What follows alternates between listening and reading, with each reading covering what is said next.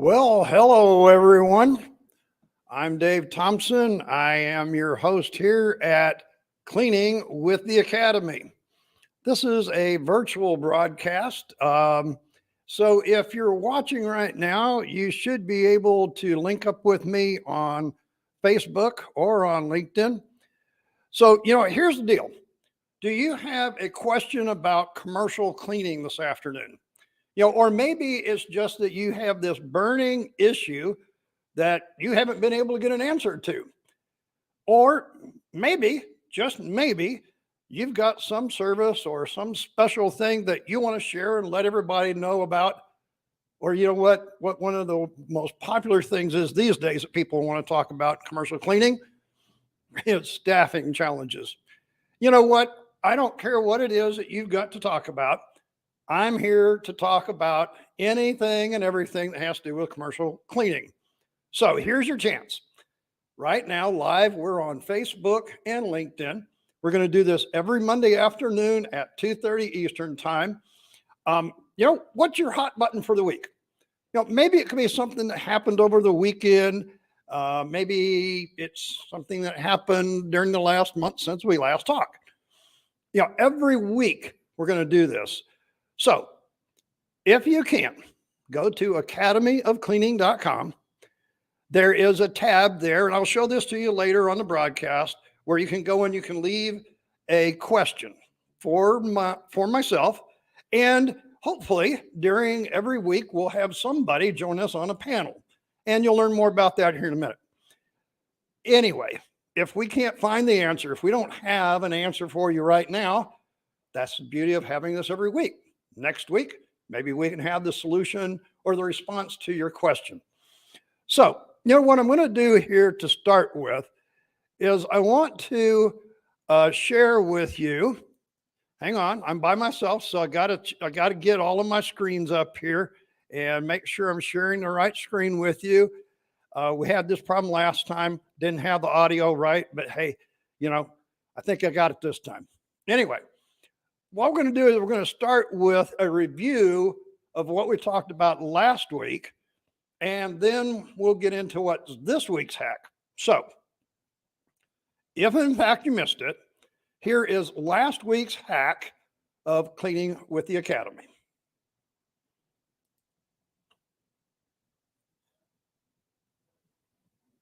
Episode of Cleaning with the Academy. I'm your coach, Dave Thompson. And as you can see, I'm in the restroom today. I'm going to show you a few little hacks of things I've learned over the years and, what I call best practices. Now, you might be used to the trigger sprayer or a bottle of cleaner, disinfectant, whatever you're using in the restroom. Forget it. Don't use it. Why? The trigger sprayer makes this atomized mist that comes out, and I breathe it in. I don't want to breathe that. So instead, what I tell you to do is use a pump-up sprayer. Now, whether you're using a chemical that is a cleaner or a disinfectant, doesn't make a difference. Take the pump-up sprayer, pump it up, and then spray like this. What happens is that goes out, it's a bigger mist, it's a heavier mist, it goes down. Come on back and I'll show you another hack of how to use a pump-up sprayer the right way.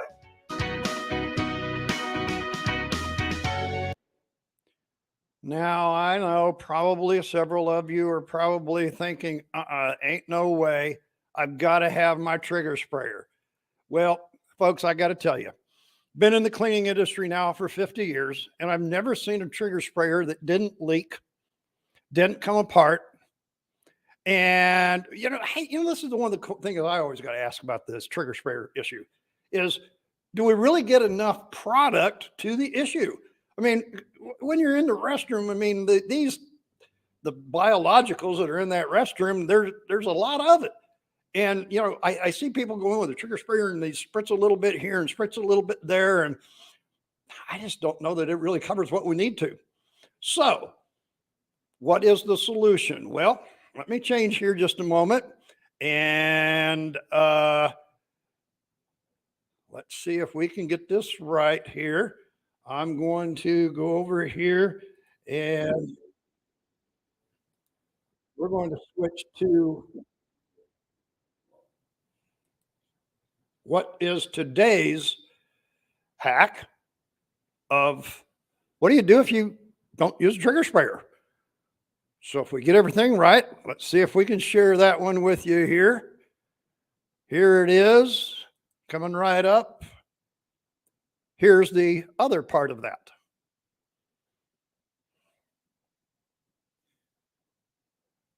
I'm your coach, Dave Thompson, and today we're back in the restroom with some more hacks on how to use, how to use a pump-up sprayer properly.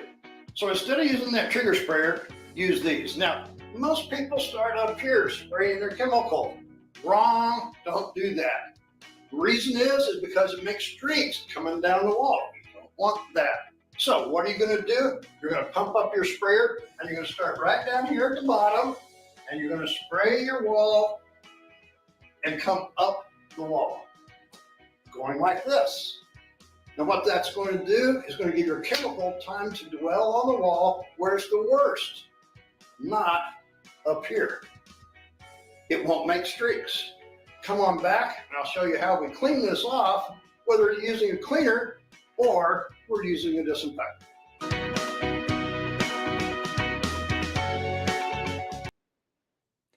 Okay, so there you have the two hacks. Hang on, got to get this button here. There we go. Get the other guy off here. All right, so there's our two hacks last week and this week.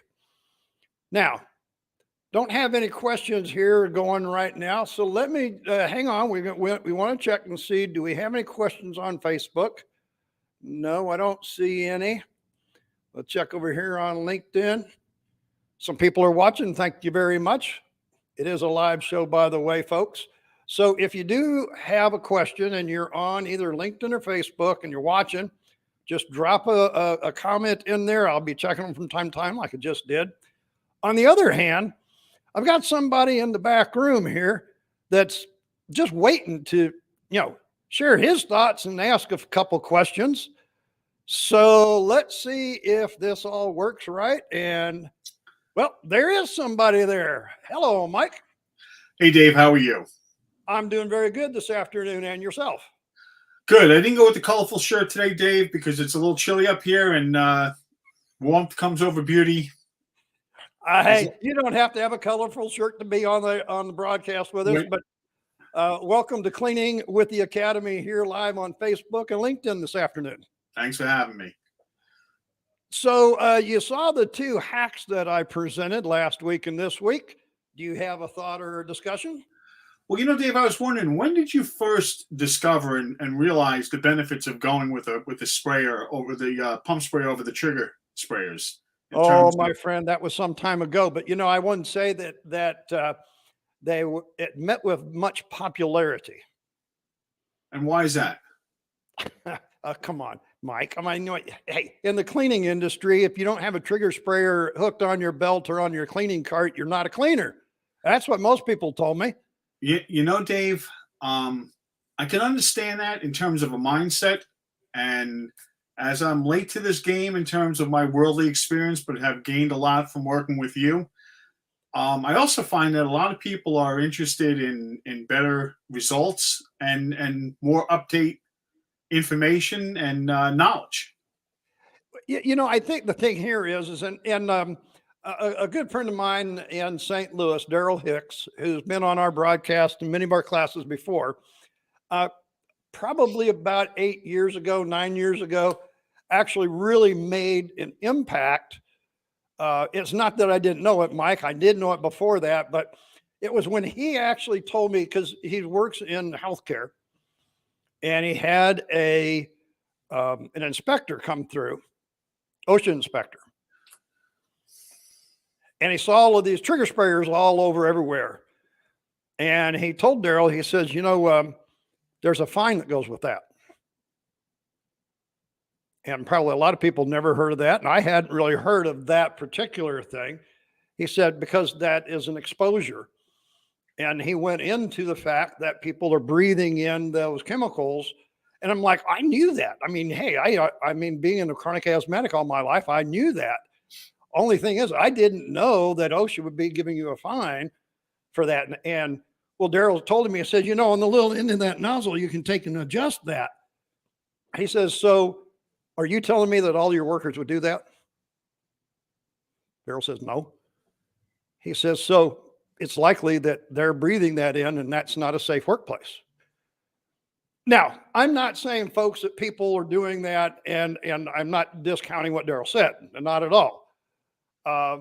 But it was instances like that that really made it concrete to me, Mike, that we need to look at these chemicals. And I don't mean just cleaners or disinfectants, folks. I'm talking about all chemistry that we put into a trigger sprayer. And I did a podcast earlier about indoor air quality with some folks, and this is what we were talking about. You spray these chemicals in the air, and now you breathe it. Well, one of the things I came to realize through firsthand experience is when you made that explanation to me, I had not been familiar with that concept, and thought to myself, is this really a meaningful difference? And quite frankly, after I got my hands on a good high quality pump sprayer and started using it versus the trigger sprayers, I found that you are 150% correct. It is an extremely large, meaningful difference. So not only does the chemical get really where you want it to be with less distribution broadly, I mean, it falls directly in hand with the environmental movements today of reducing contaminants into indoor air quality, both not only for patients, students, and workers, but for the very people that are doing the work, the heavy lifting of keeping us safe and clean and healthy. Yeah, Mike, when you think about this, if you will, I mean, that was what we talked about last week in the hack, was just get rid of that trigger sprayer. On the other hand, folks, I mean, have you ever seen a trigger sprayer that actually lasted more than 30 days before it started leaking? No. I mean, not unless you're paying for those chemical resistant ones, and people say, oh, that's too much money, because even those start doing it after 60 or 90 days. They come apart. They only have a little bit, and you're holding all of that in one hand, and I'm like, and then, like I said a little bit ago, do we ever get enough chemistry, whatever chemistry it is, to the actual surface that we're trying to do it with? That's the name of the game, isn't it? Well, isn't that the reason that we use the chemicals in the first place, Mike? Absolutely. So, that being said, here in our Q&A session, now remember, folks, this is free. This is a free coaching session. It is not a webinar. It's not a class. It's just you and I talking like this. And if you're on Facebook or LinkedIn, or, sometimes we'll actually broadcast this live on YouTube. I'm not sure where we're at today. And the social media, you always hit all the buttons, and here I am. We're live. Leave your question or your comment there about last week's hack. But, this week's hack was, if you actually are spraying on a vertical wall, how many people actually know where to start? I'm one of them that doesn't. So again, when I started working with you in a training session and saw firsthand about the difference of using A, the right weapon, B, the right method of utilizing the right weapon, in other words, aiming your weapon correctly, the results are significantly better. Oh, I like how you said that. Weapon. Well, I hadn't heard that one before. Well, this is it's germ warfare out here. So that's the way I look at it. And again, Dave, it was one of those things where I saw you do it. I scratched my head. And I'm like, is it that big a deal? Guess what? When you actually do it yourself and you experience it and you see the difference, experience is still the best teacher out there. And guess what? You were correct. 150%. Starting at the bottom, directing it up, allows the natural surface tension of the waterborne, in the case of the chemical I represent, the waterborne chemistry, to attach and adhere to the wall and perform effectively. Okay, folks, this is live on the air, and I just want to let you know, Alex here, I think he's over on LinkedIn. He just posted a comment. I love your point. Is this recommended for all horizontal surfaces as well? I know what I would say, but hey, you're on the panel, Mike. So can you answer Alex's question here? What would you say? When you're going to put me up against your 40 9,000 years of experience are going to put me on the spot? Hey, it's a question and answer, and you're the one that jumped on the panel. So, hey, I'm going to let you go first. I don't exactly know what the answer would be, except the fact that I think that when you're talking about horizontal, you probably want to start maybe where there's the most contamination and work out, or you know, I'm trying to incorporate some common sense here, because I don't know if I, again, being first time being hit with this question, if I can, in my mind, with my experience, formulate how much of a difference it would make where you start and where you don't. Okay, On a horizontal surface. All right. That's why this is a free Q&A session, folks. I love it. That's why we're going to do this here every week with Cleaning with the Academy, because here's some of my professional advice. All right. So the first thing that I showed in the hack, on a vertical surface, you always start to spray at the bottom and work your way up. Now, there's a reason for that. 2 reasons, actually. Number 1, always start at the bottom and work up, because as cleaning solutions, no matter what the cleaning solution is, as it runs down the wall, it's going to streak. So many people that have like brand new walls will actually get streaked walls in just a few months. And that's because the cleaning solution cleans more at each one of these streaks. Always apply your cleaning solution from the bottom up, and you will never have that problem. Second reason you always do that is your most contaminants are at the floor level. Get all of the dwell time on that product at the bottom to ensure more proper, better infection prevention. Now, to Alex's question, horizontal surfaces.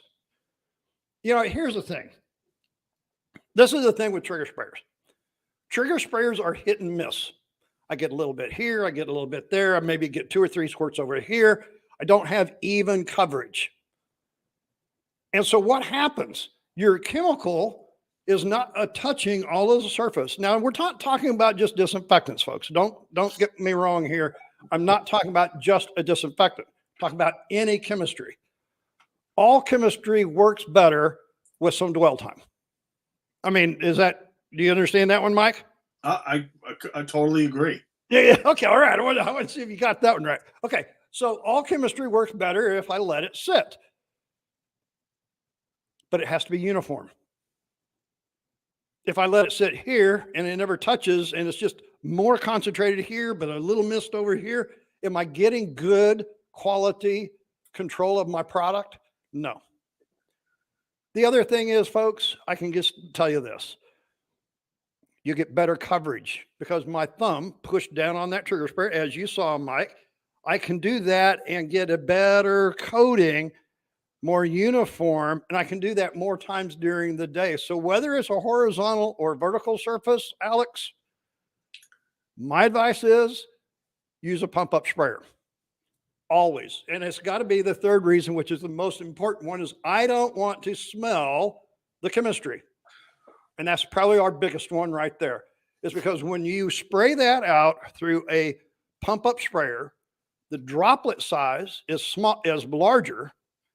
It doesn't atomize, and I can't breathe it in as much. Now, I'm not going to say there isn't some VOC to it, because there always will be. But it's going to go out and down onto the surface rather than up and into my airway. And that, my friend, is the main reason that we use pump-up sprayers on all surfaces wherever possible. And I do this even with stripper. Whenever I apply stripper on the floor, I apply it to baseboards. I was doing a class last week at Raymond James Stadium in Tampa Bay. We were stripping floors, and we used a pump-up sprayer to apply the stripper to the baseboard. Okay. From bottom to top, I hope. Well, we did the baseboard. We didn't do the top. We just did the baseboard. That was at the bottom, Mike. Yeah. Well, Alex, thank you for the question. I appreciate that. Anybody else out there on LinkedIn or Facebook, you see how easy it is. That's why we're going to do this. Alex says, makes sense. Excellent explanation. Thank you very much, Alex. Just to touch one more point on the pump sprays, Dave. because of the coarse nature, you almost naturally get better coverage. And you get better coverage actually with less effort. And again, getting a chemistry, and whether it's a cleaning product or a disinfectant, onto a surface area adequately and allowing to work for you, that's the nature of that's the goal of your efforts. Absolutely, absolutely. Now, folks, you might see me looking off to the side here. I'm just checking messaging boards to make sure that I don't miss any messages. Now, Mike, when you said you were going to join the broadcast, you sent in a question. Do you remember what the question is, or do I have to tell you what your question was? No, I believe it was on making the lives of facilities professionals easier, since inherently they're short-staffed and overworked. And I didn't realize at the time it was going to be about this particular hack. So I think the hack and the question have collided. Well, but hey, you know, the thing about it is isn't this, Mike, isn't this making the life of the frontline worker, that technician, that frontline employee that's in the everyday battle, doesn't this make their life easier? I think so, Dave. Pretty much one of the reasons why I use the weapon analogy is the fact that I think that, it's a battle every day. And if people have the right products, if they have the right devices and even the right equipment, all of this adds to meaningful productivity gains, and even probably more important than that, excellent results. That's what we're looking to accomplish. Yeah, and unfortunately, these folks all have to do it with the least amount of manpower.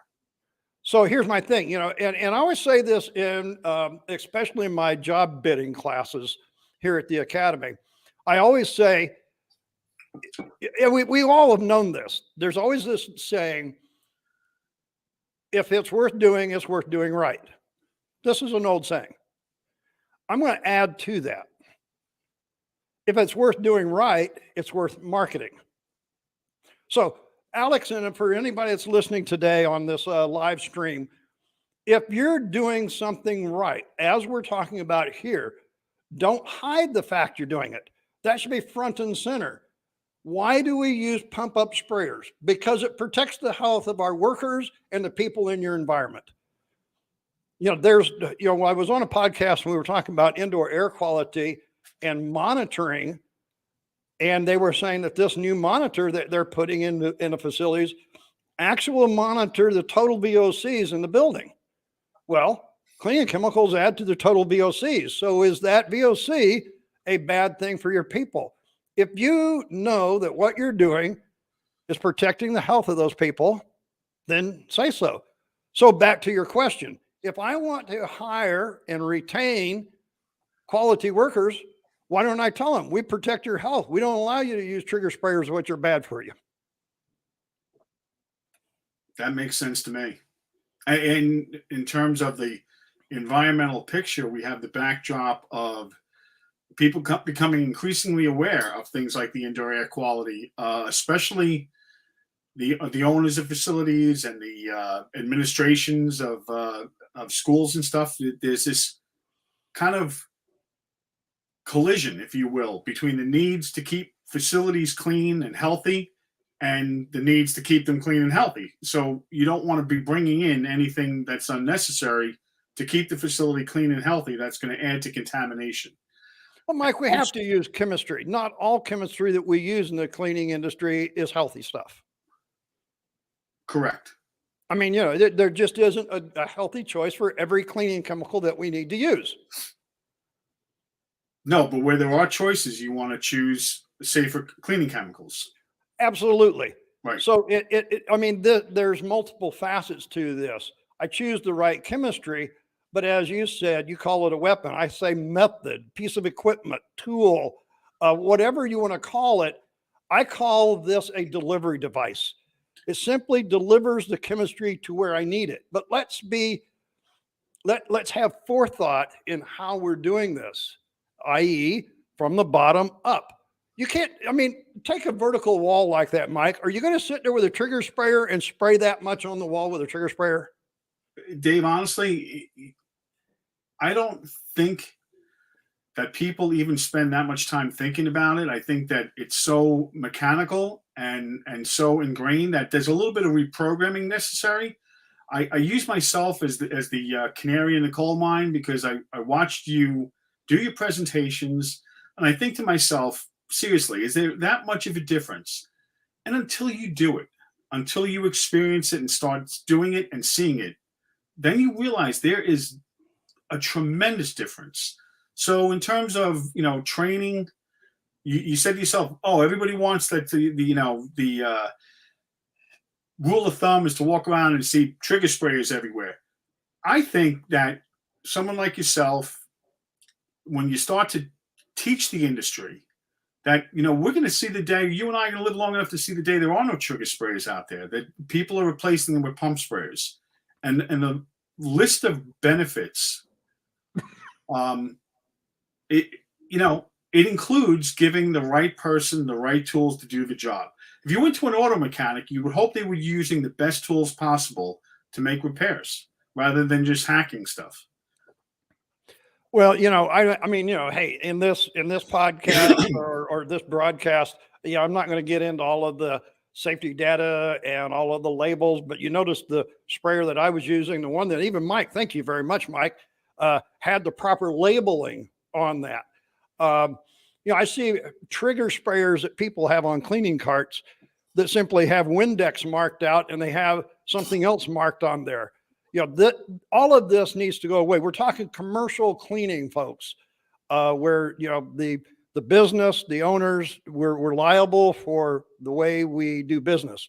Now, we've got a hack set up for next week. Now, here, folks, I wanted to tell you that as we started the series, if you will, of Cleaning with the Academy, we are doing it by starting in the restroom. And there's a reason that we started here in the restroom with these hacks and our broadcast here in December, is because this is the area that, as I have watched classes over the last year, Mike, people just don't come to this class. They think they know everything.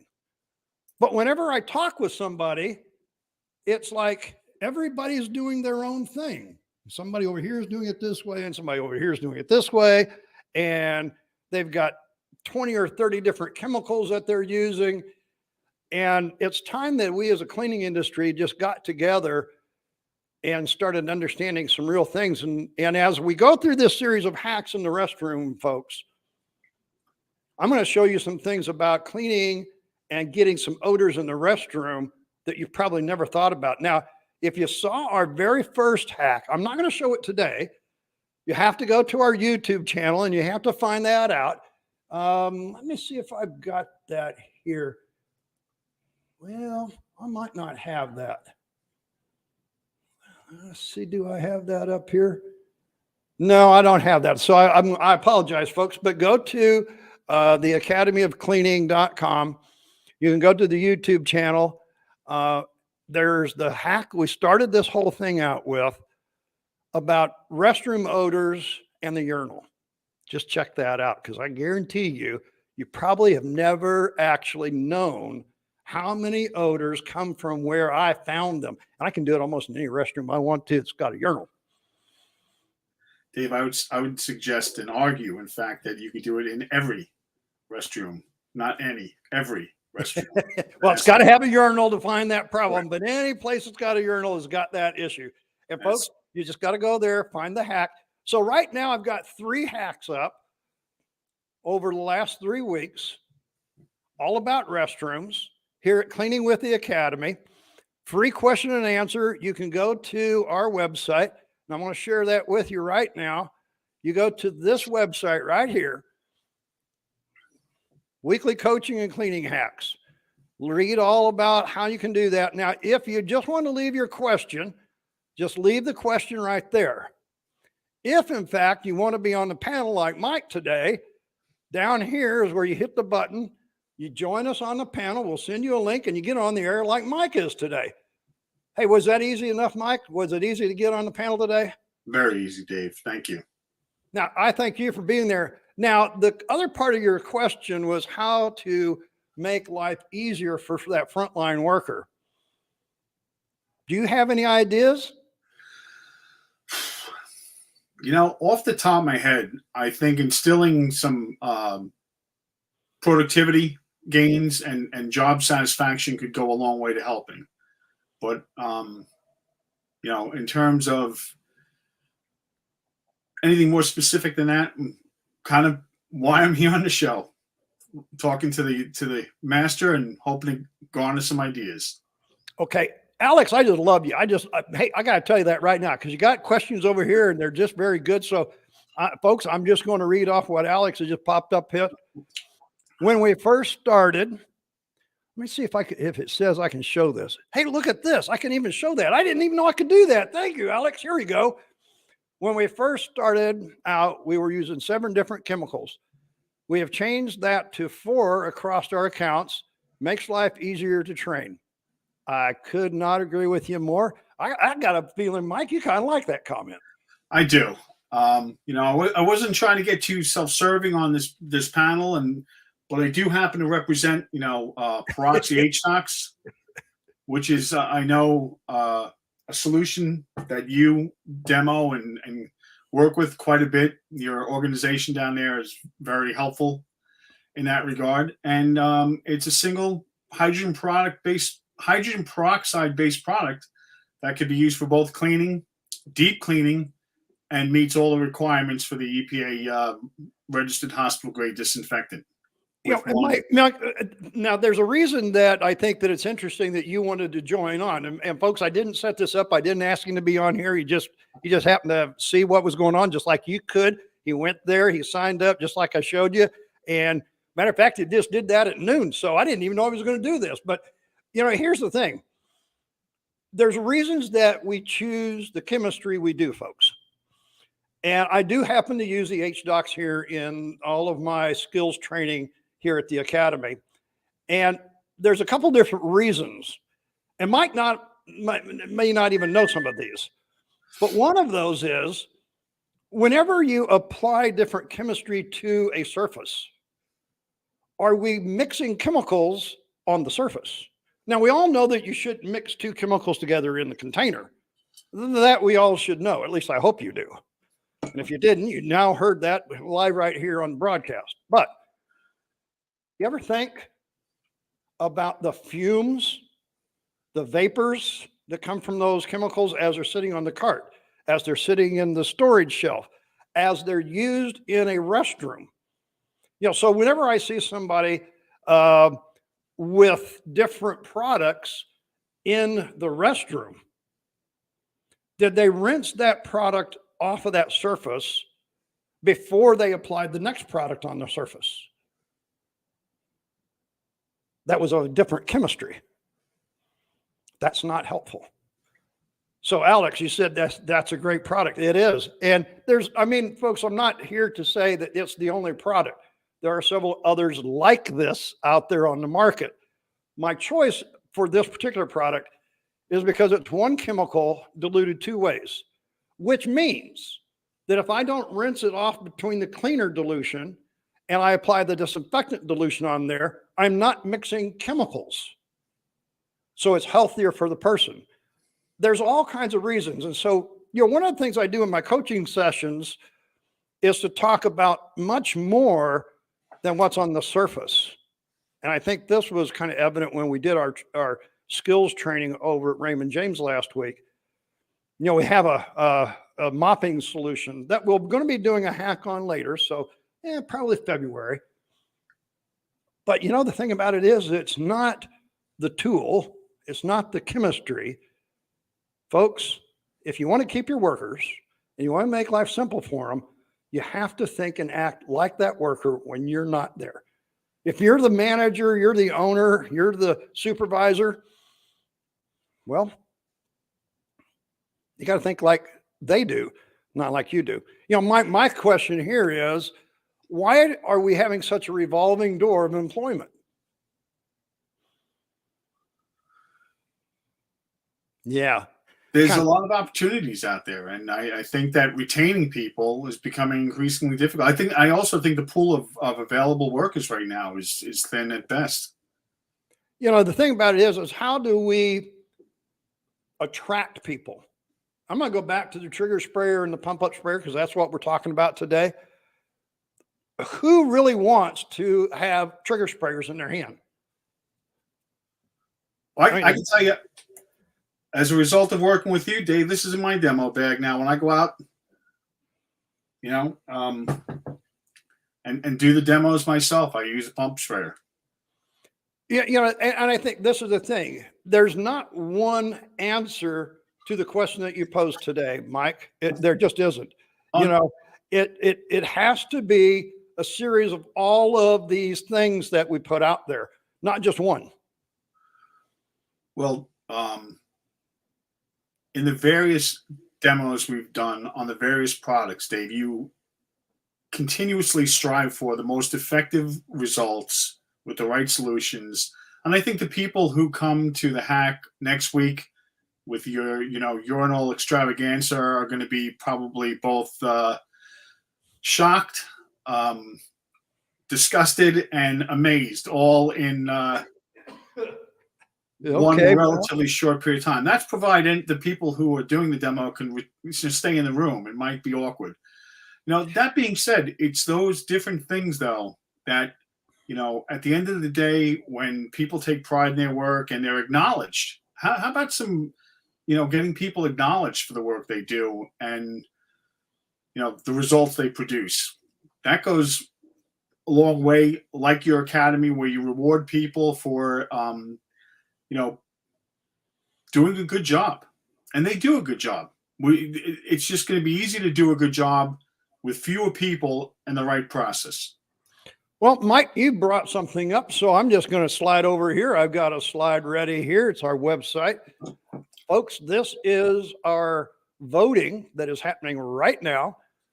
As we're live on the air this afternoon, voting is still happening. It goes on through December the 31st.